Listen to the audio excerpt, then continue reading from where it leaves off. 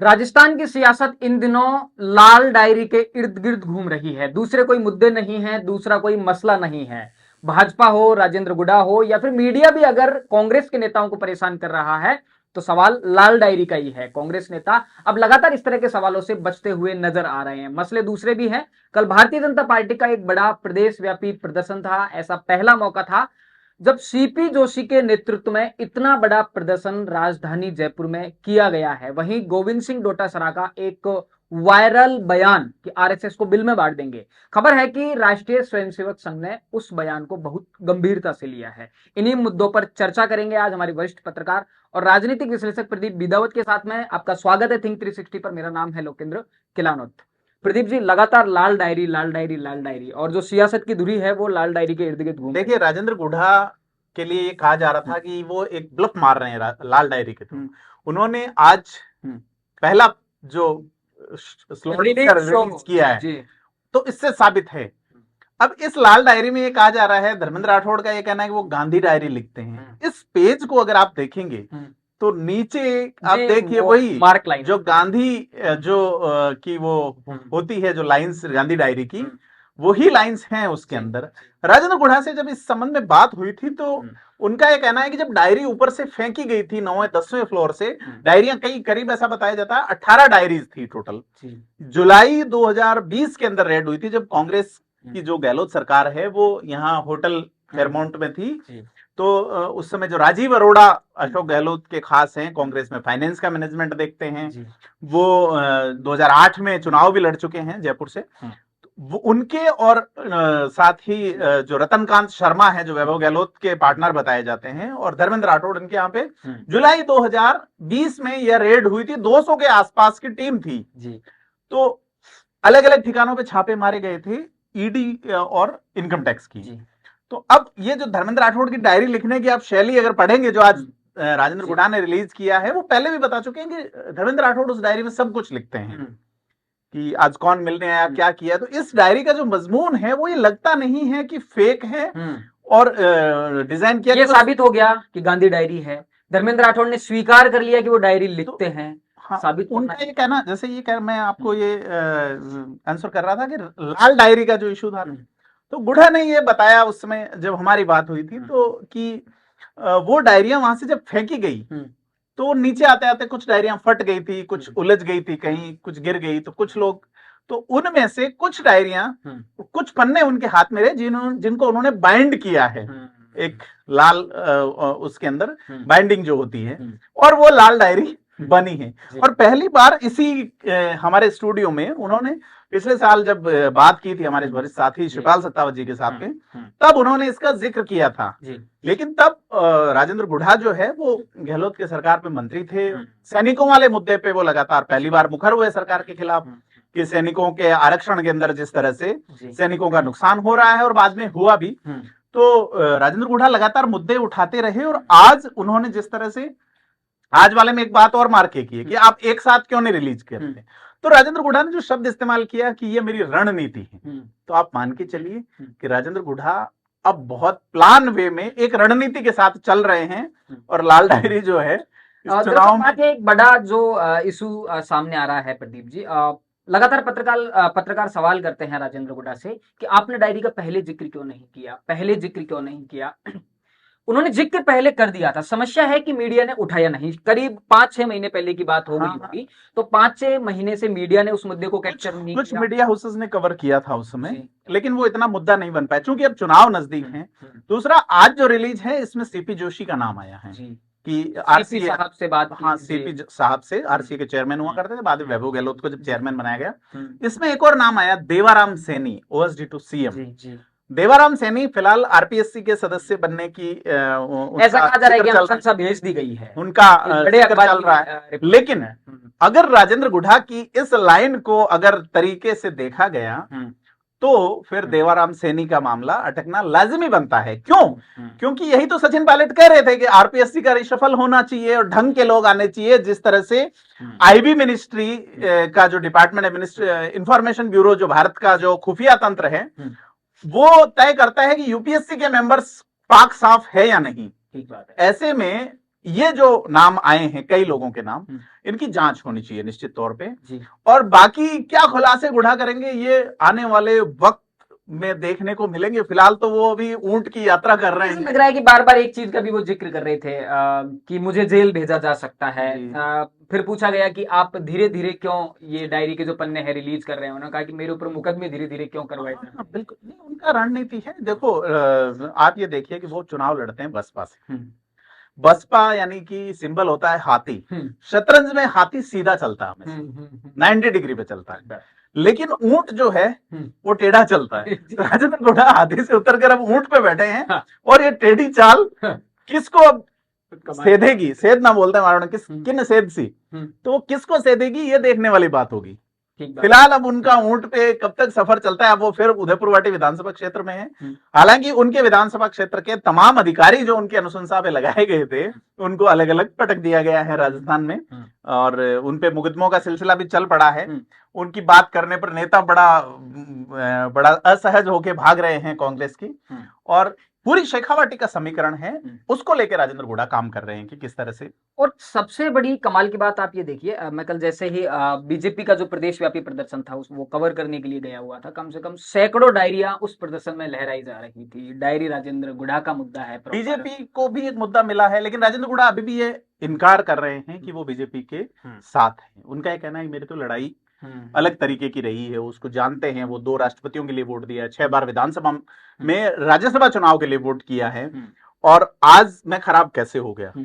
वो प्रोसेस की बात कर रहे हैं। कमाल देखिए ना कि रैली जो थी, कल का प्रदर्शन जो था वो भारतीय जनता पार्टी का था। वहां पर नारे राजेंद्र गुढ़ा की लाल डायरी के लगाए जा रहे हैं, जो एक पॉपुलर नारा बन चुका है, लाल डायरी कहाँ मिलेगी। तो और सैकड़ों डायरियां लहराई जा रही थी। भाजपा के कार्यकर्ता दूर दूर से वो डायरीज लेके आए हुए थे प्रतीकात्मक रूप से। बीजेपी को एक बैठे बिठाए मुद्दा मिला है जिसको उन्हें कैश करना चाहिए। गुनाह कितना रही है जैसे गोविंद सिंह डोटासरा ने कहा राजेंद्र राठौड़ राजेंद्र गुढ़ा मिले हुए, लेकिन राजेंद्र गुढ़ा ने आज कहा कि अगर उनके पास सबूत है तो रखें। और गोविंद सिंह डोटासरा से जब पूछने की कोशिश की गई तो वो रवाना हो गए। जी, मैं विधानसभा भी कवर कर रहा था तो पूछा गया था, काफी पत्रकारों ने कोशिश की थी तो वो थैंक यू बोलकर वहां से निकल लिए। बाकी उनका जो एक फिक्स पैरामीटर, डोटासरा का जो बयान की आप जिक्र कर रहे थे, आरएसएस को लेकर जो बयान दिया गया कि आरएसएस ने बिल में बांट देंगे। हाँ। मतलब आरएसएस को लेकर उनका जो बयान है वो क्या उनकी रणनीति का हिस्सा है? क्योंकि आरएसएस ने इसे बहुत गंभीरता से लिया है। मध्य प्रदेश के चुनावों से पहले पिछले जो विधानसभा चुनाव थे 2018 में, उस समय इसी तरह का बयान एक कांग्रेस नेता ने आरएसएस को लेकर दिया था। आरएसएस ने बहुत एग्रेसिवली रोल प्ले किया, और इस बार भी शायद गोविंद सिंह डोटासरा के लक्ष्मणगढ़ विधानसभा क्षेत्र को लेकर आरएसएस ने एक बड़ी तैयारी शुरू की है। और काफी अंदरूनी जो सूत्र हैं उनके अनुसार कि गोविंद सिंह डोटासरा का यह बयान जो है इसके कई तरीके से मायने संघ निकाल रहा है, और संघ पे इसे हमले के रूप में देखा जा रहा है। तो देखना है क्या रहता है। इसको आरएसएस लक्ष्मणगढ़ में एक बड़ी एक्सरसाइज कर रहा है। हाँ, बिल्कुल कर रहा है। और पास की जो धोद और ये जो सीटें हैं, हाँ, तो एससी कॉम्बिनेशन और इनको लेके काम चल रहा है। हालांकि वो डिटेल्ड कई चीजें हैं जो वो वक्त आने पे मुकम्मल होंगी जैसे जैसे चुनाव नजदीक आएंगे। लेकिन ये तय है कि गोविंद सिंह डोटासरा, जिनके जिम्मे पूरे प्रदेश की कांग्रेस है, उन्होंने पहले कहा था 8 लाख कार्यकर्ताओं की नियुक्तियां करेंगे। नियुक्तियों को लेकर अभी तक कुछ ज्यादा प्रभावी चीजें, हालांकि जिला स्तर पे नियुक्तियां, राजेंद्र गुढ़ा ने कह दिया ना। गोविंद सिंह डोटासरा को लेकर भी तो एक मैं कहूंगा कि व्यक्तिगत कमेंट किया है उन्होंने सुखजिंदर सिंह रंधावा को कि क्या है, सुखजिंदर सिंह रंधावा एक जेब में है, गोविंद सिंह डोटासरा दूसरे जेब में है। हाँ, उनका पूरा अटैक अशोक गहलोत पे है सीधे तौर पे। लेकिन मुख्यमंत्री ने ये कहा था कि लाल डायरी कुछ नहीं है, तो गुढ़ा ने उसका जवाब दिया है कि ये रहा एक तो क्या लगता है कि राजेंद्र गुढ़ा जिस तरह से इसका कुछ निकलेगा, कुछ जांच होगी, या फिर ये एक मीडिया तक रह जाएगा, लोगों तक डिस्कशन तक ही रहेगा, चुनावी मुद्दा बन जाएगा, या फिर जिस तरह के आरोप लग रहे हैं आरसीए इलेक्शन को लेके आरोप लगे, इस आरोपों से तो आज के जो है उससे धर्मेंद्र राठौड़ सीधे तौर पे घिर रहे हैं। धर्मेंद्र राठौड़ घिरना मतलब भाई ईडी या सीबीआई यानी कि सेंट्रल गवर्नमेंट ने जो कार्रवाई की वो धर्मेंद्र राठौड़ पे क्यों की उस वक्त? क्यों? क्योंकि वो अशोक गहलोत की नजदीकी थी। अब राजेंद्र गुढ़ा ने धर्मेंद्र राठौड़ को घेरा है, तो सीधा सीधा अटैक उन पे है। और केवल धर्मेंद्र राठौड़, आप डायरी में देखिए ना, दूसरे लोगों के नाम हैं। जोशी का नाम है, सबसे बड़ी बात देवाराम भवानी सामोता का नाम है, कुछ अधिकारियों के नाम है, और राजेंद्र गुढ़ा। तो ये नजर आता है कि खेल की राजनीति जो है ना वो किस तरह से अब ऐसे उनमें से क्रिकेटर एक भी नहीं है आरसी के लिए जो बात चल रही है। जी। तो राजनीति का खेल या खेल की राजनीति, ये बड़ा एक खेल खिलाड़ियों वाला देश है, यहाँ पे इलाका है राजस्थान। लेकिन क्या हो रहा है? सबसे इतना राजेंद्र गुडा एक मंजे हुए राजनेता हैं, क्या लगता है कि कांग्रेस से अब उनकी कोई संभावना बनती नहीं है? हालांकि अभी कांग्रेस से उनको निष्कासित नहीं किया है, लेकिन आप कह रहे हो कि शेखावाटी पर उनकी नजर है, पूरे शेखावाटी के समीकरणों को राजेंद्र गुडा प्रभावित करना चाहते हैं। एक सबसे बड़ा जो सवाल बना हुआ है कि राजेंद्र गुडा का राजनीतिक कदम अगला क्या होगा, क्योंकि उन्होंने फैसला कर लिया कि वो जनता देखिए, उनकी ओवैसी से मीटिंग हुई थी जी, असदुद्दीन ओवैसी से मीटिंग हुई। वो उस समय कहे थे कि मैं दिल्ली जाके भी मिलूंगा इनसे। मेरी भी बात हुई तो उन्होंने कहा था कि असदुद्दीन जो ओवैसी है बहुत बढ़िया आदमी है, मेरे पढ़े लिखे आदमी। झुंझुनू जिले की बात करें, झुंझुनू लोकसभा क्षेत्र की, तो पूरे राजस्थान में 9% से अधिक मुसलमान हैं जी। लेकिन पूरे राजस्थान में आज तक एकमात्र झुंझुनू सीट ऐसी रही है जहां से सांसद बने मोहम्मद अयूब खान। उसके अलावा कभी भी मुसलमान राजस्थान में किसी लोकसभा सीट से सांसद नहीं बना। मोहम्मद अयूब खान 2 बार सांसद रहे थे। तो उस सीट पे अगर राजपूत और मुसलमानों का एक संगठन तैयार होता है और जिस तरह से गुडा दलितों के लिए काम करते हैं जी, तो फिर काफी कुछ बड़ा एक खेल हो सकता है निश्चित तौर पे, और इस दिशा में शायद वो काम कर रहे हैं। लेकिन हनुमान बेनीवाल की जो आरएलपी है वो भी अपने आप में कोशिशों में जुटी हुई है। तो तमाम तरह की चीजें हैं। देखो, अब चुनाव तक आते आते कौन टेम्पो बनाए रख सकता है। आप ये देखिए, अप्रैल मई महीने में अशोक गहलोत सरकार ने वो जो गुलाबी डिजाइन बक्सा था मई महीने के बाद में, खास करके कर्नाटक चुनाव के बाद में, वो डिजाइन बक्से ने पूरे लोगों की आंखों में गुलाबी रंग भर दिए। लेकिन अब जब गांवों के अंदर लाइट नहीं आ रही तो लोगों को अंधेरा दिख रहा है कि साहब बिजली हमारे, तो आप बिल जो आ रहा था 200-500 का वो ले लीजिए, लेकिन बिजली तो नहीं। आज ये भी आरोप लगाए हैं कि जैसे ही उनकी प्रेस कॉन्फ्रेंस शुरू होने वाली थी तो वहां की बिजली, हाँ, वो तो उन्होंने कहा है प्रेस कॉन्फ्रेंस में कि बिजली चली गई। अब वो काट दी या ये, क्योंकि ये तो प्रैक्टिस रहती है। मैं आज से 5 साल पहले जब जालोर जिले में हुआ करता था तो वहां पे सचिन पायलट कांग्रेस के प्रदेशाध्यक्ष दौरे पे थे, वो सर्किट हाउस में रुके थे और सर्किट हाउस की बिजली पूरी रात कटी रही। तो ये तो राजनीतिक पार्टियां कर। अगले मुद्दे पर बढ़ते हैं। कल भारतीय जनता पार्टी का एक प्रदेश व्यापी प्रदर्शन था और मैं कहूं कि सीपी जोशी के नेतृत्व में राजस्थान की राजधानी जयपुर में पहला बड़ा प्रदर्शन। बतौर राजनीतिक विश्लेषक कैसे? देखिए, इसमें 3 चीजें हैं कि जनता देख रही है सीपी जोशी का एक बड़ा प्रदर्शन रहा है। जनता देख रही है वसुंधरा राजे कहाँ है, ठीक बात है, वो नजर नहीं आई है, इसमें बुलाया नहीं गया, या वो क्यों नहीं आई, ग्रामीण में जाती भी नहीं, वो जानना चाह रहे हैं लोग कि भाई कहाँ है, क्या है। और अब बीजेपी ने क्या मानस बना लिया है कि बिना वसुंधरा राजे चुनाव लड़ना है, या बीजेपी कोई एक बैकअप प्लान लेके चल रही है? ये सारे सवाल हैं जिनके जवाब आने हैं। निश्चित तौर पे एक बड़ा प्रदर्शन तो था, लेकिन बीजेपी को भी टेम्पो बनाए रखना पड़ेगा। अब चुनाव तक जनता वेट कर रही है। अब जनता जहां पना वाले मूड में आ गई है, वो देख रही है कि साहब कौन, जैसे हनुमान बेनीवाल है, आम आदमी पार्टी है, एआईएम है, राजेंद्र गुडा है, जो भी है, वो क्या खेल है और इस टेम्पो को क्या लास्ट तक बनाए रख सकते हैं। तो राजेंद्र गुडा ने जिस तरह से कहा कि मेरी रणनीति का हिस्सा है, उस तरह से हनुमान बेनीवाल की भी एक रणनीति है, उस तरह से आम आदमी पार्टी भी एक रणनीति पे चल रही है। लेकिन कांग्रेस ने आम आदमी पार्टी के थोड़े टेम्पो को कम किया है, क्योंकि आम आदमी पार्टी बेसिकली फ्री स्कीम्स पे ज्यादा जाती रही, तो कांग्रेस ने फ्री वाली चीजें, काफी जुझारूपन रहा। जयपुर की जो मीडिया है, जो उनकी प्रिय मीडिया है, जो सतीश पूनिया से कनेक्टेड रही, वो सीधे तौर पे उनका कैमरा उधर ही फोकस रहता है और बड़ा जुझारूपन जैसा नजर आता है सतीश पूनिया की ओर से। और कल आंख में कुछ चोट वोट भी लग गई उनके। लेकिन मीडिया में ये बताया जा रहा है कि भी सतीश पूनिया अभी भी प्रभावी हैं।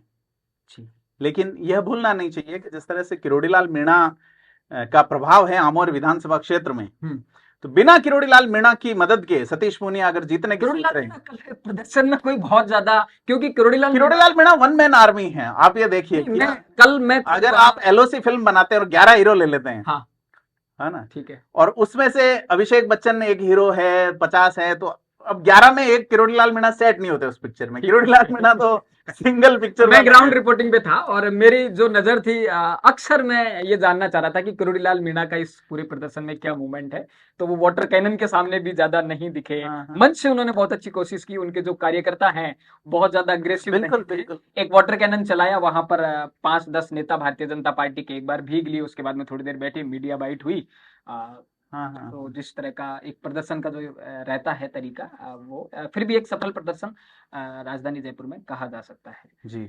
तो बहुत सारे मुद्दों पर आज हमने चर्चा की, और कल जैसे ही राजस्थान की सियासत का मौसम बदलेगा, आपके साथ चर्चा में एक बार फिर से जुड़ेंगे। राजस्थान से जुड़े तमाम मुद्दों को जानने और समझने के लिए जुड़े रहिए थिंक 360 के साथ। धन्यवाद।